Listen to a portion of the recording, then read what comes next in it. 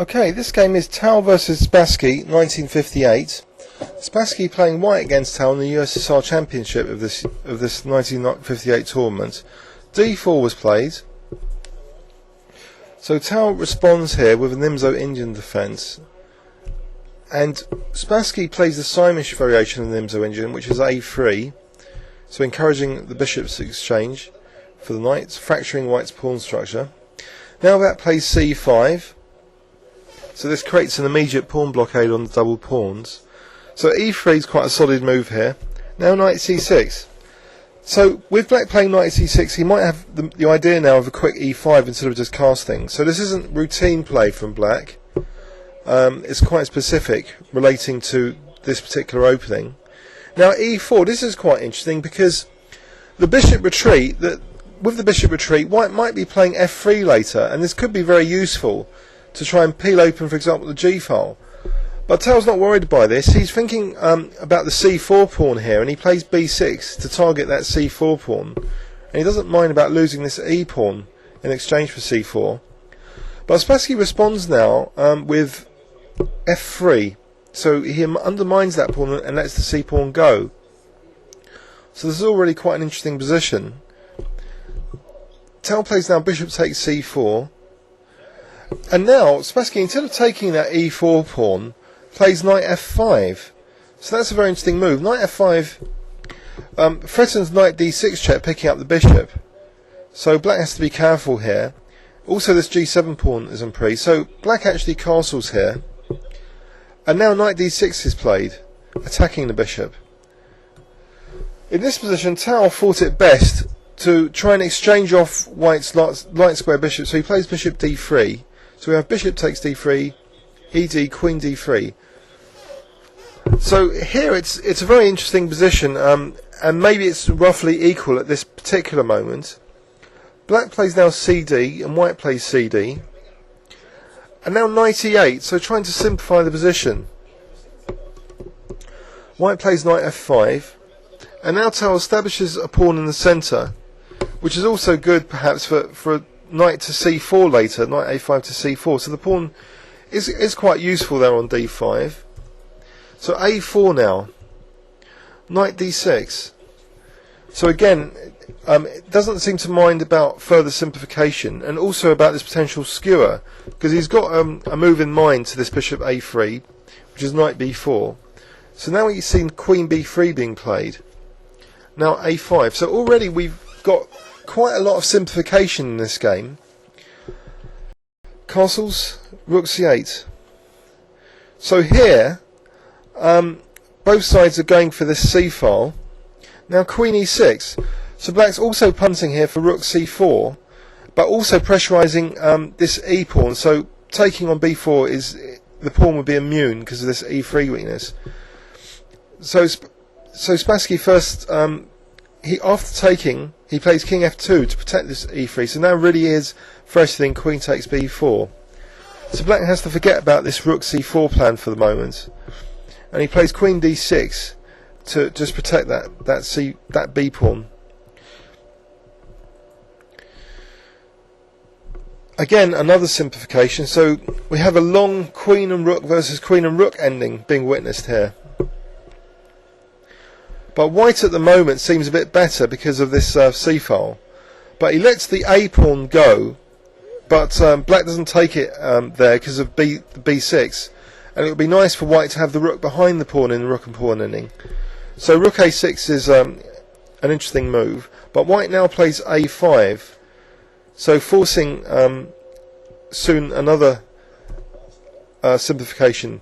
But we have this interesting sequence now that white is allowing black to queen, and because he's queening in return, and black throws in now a check on A2. So the queen and rook are working well against white's king, and black's now picked up the E3 pawn. But at the moment both sides are still level on material, so it's still quite a long game to go here. There's no obvious winning method for either side, and it's also a symmetrical pawn structure now. Rook G8 check. So the king looks as though it's in trouble here, the black king. But these checks don't seem to be that dangerous at the moment.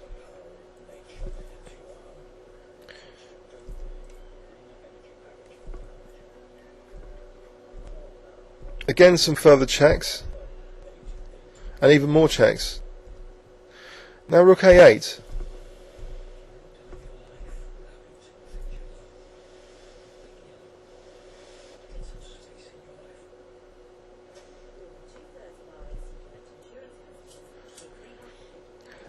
Now Rook A8, and my analytical assistant seems to think that white's slightly better here. Maybe with a move like H5 here. But white, after Rook E1,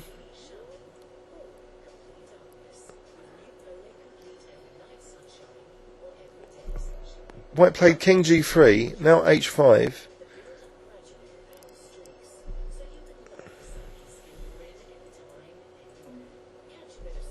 White seems to have a slight edge here.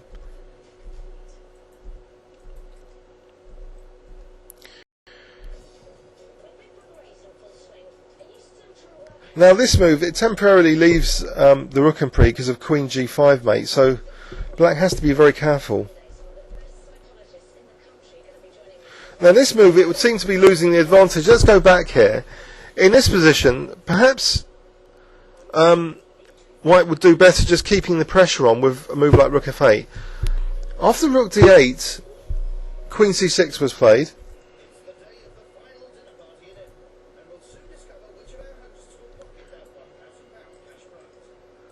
Now here, it seems as though black has achieved a swing in advantage. So what happens here for this to occur?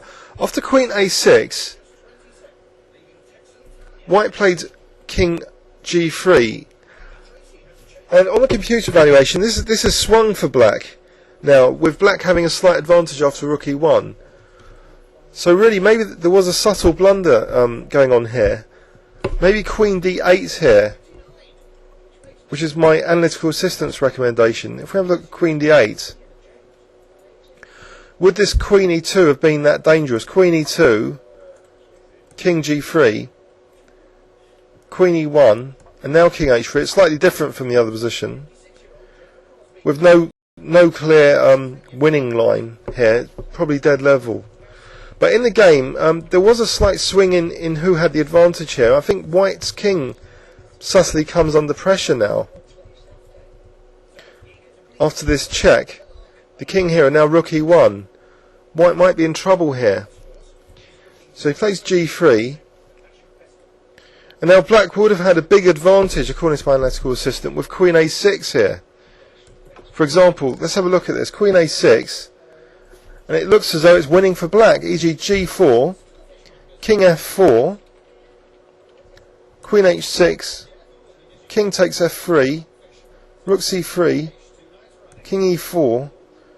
This may have been just winning for black, with the D pawn potentially dropping off. So anyway, let's go back. So F4 was played. Sorry, Rook F1. Rook G1 was played rather, and then F4. Now Rook E1, Rook C2. And black still has a clear advantage though. Queen E6. Check, and the white king's now in real trouble after this. After Queen E4 check, Rook F3 is forced, and now black is winning the game quite spectacular in a way with King G4, because there's a major threat now of just Rook H3. After Queen C8 check F5, white actually resigned in view of Rook H3. Well, let's have a look at the other variation, which is King H1 briefly. King H3 here, believe it or not, as well. This would be winning. E.g. King G1, Queen E1 check, Rook F1, Queen G3 followed by mate. So with this king, aggressive king, you know, it became an attacking unit suddenly, and black was suddenly winning this position after F5. Another variation, say Queen C3, then Rook H3, And again, black's got now a mate in 7. Queen d3, rook g3, king h2, rook takes f3 with just the mate being inevitable now in 5 moves. So that was a fascinating tense struggle in the queen and rook ending, with black's king suddenly emerging as a powerful attacking unit after king g4. So that secured Tal his second USSR championship victory in a row. Excellent game.